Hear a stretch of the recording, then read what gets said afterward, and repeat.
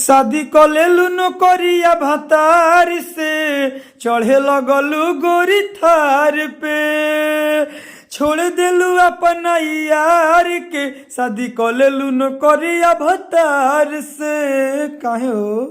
ओहो का हाल बा सिंगर भाई लोग, ये जो गनवा लिखे हैं ना छोड़ देलू अपना यार के आ चढ़े लगलू गोरी थार पे, बिल्कुल फ्री में गाना लिखे हैं न्यू ट्रैक नया अंदाज में गारंटी के साथ कहते हैं। दोस्तों आप मेरा वीडियो देख रहे हैं ना पूरा फुल देखिए, गारंटी के साथ कहते हैं अगर आप इस गाने को गाइएगा ना तो बजने से कोई नहीं रोक सकता है, क्योंकि न्यू ट्रैक नया अंदाज में अलग अंदाज में गाना लिखे हैं, मार्केट से हटके गाना है, किसी का कॉपी सॉन्ग नहीं है, ठीक है ना। तो न्यू ट्रैक नया अंदाज में लिखे हैं। तो चलिए देर किस बात की, गाना को स्टार्ट कर रहे हैं। लेकिन गाना को स्टार्ट करने से पहले आप लोगों से वहां जुड़ के रिक्वेस्ट है कि चैनल पर नए हैं तो सब्सक्राइब कर दीजिए, लाइक कर दीजिए और मेरा नाम जान लीजिए, मेरा नाम है राइटर राजा सिंघानिया।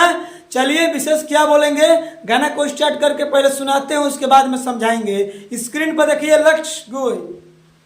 चलिए दोस्तों ये मुखड़ा है, हम मुखड़ा को गा रहे हैं। हमारे संगे खेलल खाइल बड़ू गोरिया, अब काहे मारो तड़ू दिलवा पे छुरिया, काहे हो हाँ हाँ।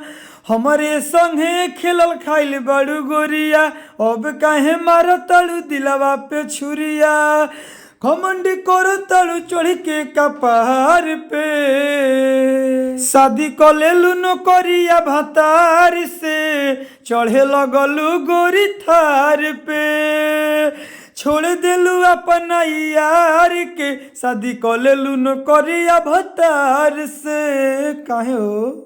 चलिए दोस्तों ये पहिलिका अंतरा है, हम पहिलिका अंतरा को गा रहे हैं। परीक्षा में तोरे चलते फेल हम भईनी, तोरे चक्कर में तजेल हम गोईनी, हाँ हाँ। परीक्षा में तोरे चलते फेल हम भईनी, तोरे चक्कर में तजेल हम गोईनी, तोरे खाते उतरत रही मार पे शादी कलेलू नौकरिया भतार से चढ़े लगलू गोरी थार पे, हाँ छोड़ दिलू अपना यार के शादी कलेलू नौकरिया भतार से। चलिए दोस्तों ये दूसरा का अंतरा है, हम दूसरा का अंतरा को गा रहे हैं। हमारे पैसा पे पहले राज तू कइले, राजा सिंघनिया के काहे भूलइले, हाँ हाँ।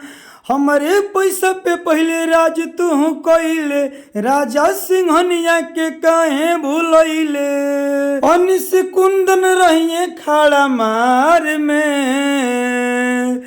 दोस्तों जहां अनीस और कुंदन है तो फाइनली अनीस भाई और कुंदन भाई ने कमेंट बॉक्स में कमेंट किए थे कि भैया गाना में मेरा नाम डाल दीजिएगा, तो फाइनली हम अनीस भाई को और कुंदन भाई को गाना में नाम डाल दिए हैं। दोस्तों गाना में आप भी अपना नाम डलवाना चाहते हैं तो सबसे पहले आपको करना क्या पड़ेगा, चैनल पर नए हैं तो सब्सक्राइब कर दीजिए, लाइक कर दीजिए और कमेंट बॉक्स में आप अपना नाम लिख दीजिए जो आपका नाम है। हम अगली वीडियो बनाएंगे तो उस गाने में हम आपका भी नाम डाल देंगे, जैसे अनीस भाई और कुंदन भाई को गाना में नाम हम डाले हैं, ठीक है। आगे का लाइन ऐसा है, शादी कलेलू नौकरिया भतार से चढ़े लगलू गोरी थार पे, हाँ छोड़ दिलू अपना यार के कलेलू नौकरिया भतार से।